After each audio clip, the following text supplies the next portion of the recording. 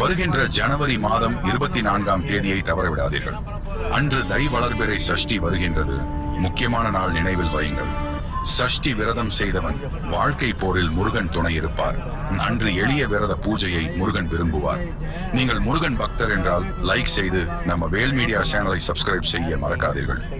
வீட்டில் இருக்கும் முருகன் சிலைக்கு பால், தேன், இளநீர், சந்தனம், விபூதி, பன்னீர், பிறகு சுத்த நீர் ஊற்றி அலங்காரம் செய்யவும்.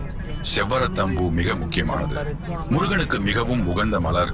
முருகனுக்கு பழங்கள், வெல்லம் / பஞ்சாமிர்தம் அர்ப்பணித்து முருகன் மூல மந்திரம் ஓம் சரவணபவாய நம 11 முறை மனதார சொல்லுங்கள். தீபாராதனை கற்பூரம் காட்டி குடும்பத்துடன் சேர்ந்து பிரார்த்தனை செய்யுங்கள்.